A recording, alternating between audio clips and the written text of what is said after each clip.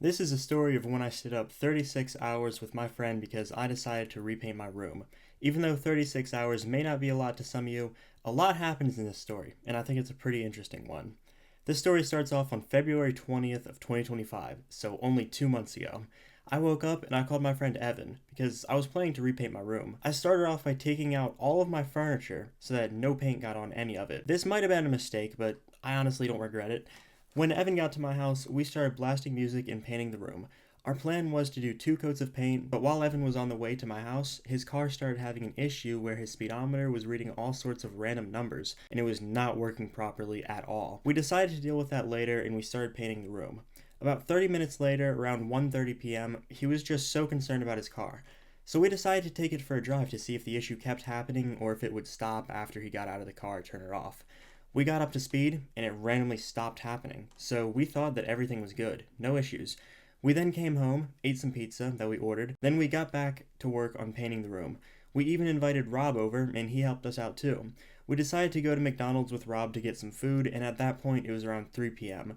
And this will be important later. My car was in the shop because somebody keyed it and hid it in a parking lot, 2 separate events. So we were basically secluded to using Evan's car to get anywhere unless we wanted to take my mom's car somewhere. Anyways, Evan drove us to McDonald's, we got some food, and of course they took about 30 minutes to get the food to us. McDonald's, fast food.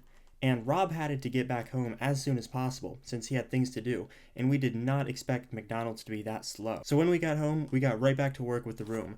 And then we realized that we were quickly running out of paint, so we decided to go to Home Depot to buy another gallon of paint.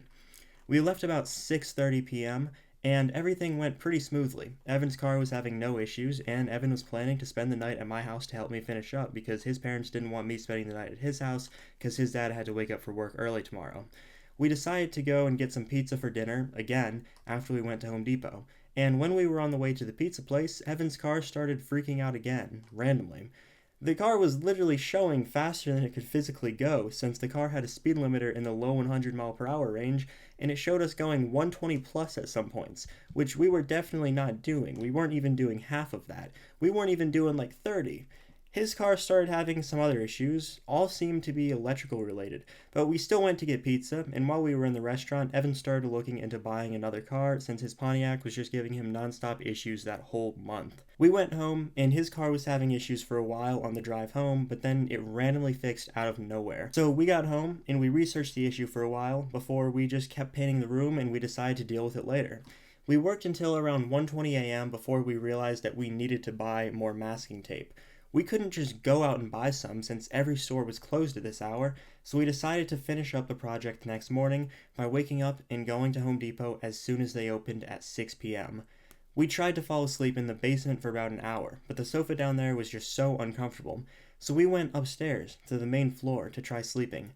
Evan was able to get a little bit of sleep, but by 4 a.m. I couldn't get to bed because the sofa was just uncomfortable and I could hear the dog walking around upstairs, so I just ended up staying up all night watching YouTube.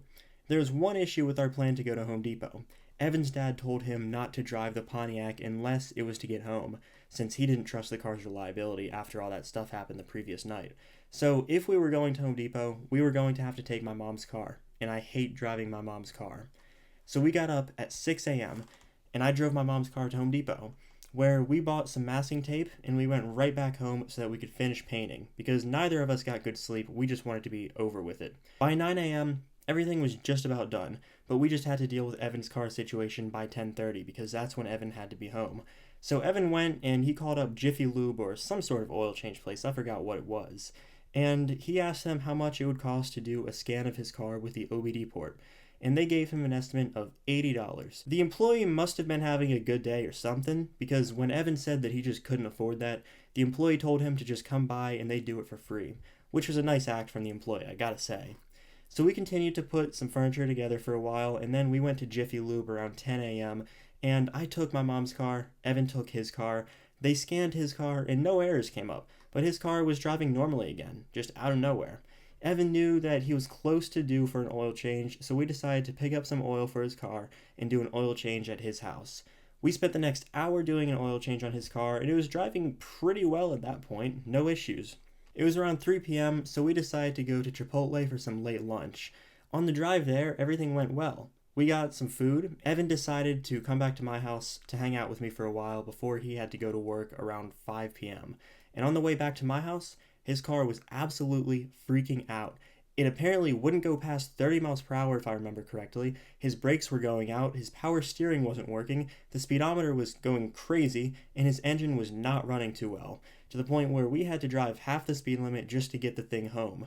We did it in the safest way possible, far right lane, hazards on and everything, but it was still a scary drive back home when you're going half the speed limit on a road that everyone goes double the speed limit on.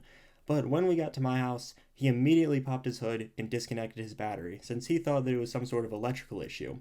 I called Rob up, and he came over to my house to help me finish up the bedroom by taking off all the masking tape while Evan was trying to diagnose his car outside. Evan ended up calling out of work that day and taking his car home so that he could figure the issue out. By this point, it was around 4:30 p.m., and I still had no sleep. And to make matters worse, I had no bed in my bedroom. Around this time, I got a call that my car was ready to be picked up from the body shop, but I had no car to get there in since I would have to get my car, and I can't drive two cars at the same time, so I can't take my mom's car. So I got an Uber to the body shop, which was about an hour away, and then I picked up my car around 6:20 p.m. I was pretty tired at this point, but honestly, I was just really glad to have my car back finally after that long week. I stopped at a restaurant to get some food on the way home, and then around 9 p.m., I made it home. So by this point, I was happy that I finally had a car again, but I still had to finish my room and then go to sleep. So for the next 2 hours, I worked on putting my furniture back in a temporary setup until I could get my new bed frame a few days later. Around 11 p.m., I finished, and I spent the next hour on a FaceTime call with Elias or Meowtech YT before I got off and went to sleep. I must have had the best night's sleep of my life that night because the next thing I knew, I woke up to my alarm at like 10 a.m., and I never get that good of sleep. And honestly, I would have slept longer, but I had plans to go out and spend the day with one of my friends, and he lives pretty far away, so I had to wake up really early to drive there. So you might be wondering, what was the outcome of Evan's car? Well, the next day, Evan must have put some serious thought into it while I wasn't there, because he pulled some money out of his trust fund to buy himself a car. But his Pontiac ended up working just fine after a while. I have no idea what the issue could have been, but Evan seems to believe that it was bad gas that he put in the car since he refilled his car at a 7-Eleven on the way to my house. But then, for a little over the next month, he had to drive the Pontiac because of a completely unrelated thing with the car that he bought, and specifically a dealership taking forever to fix it.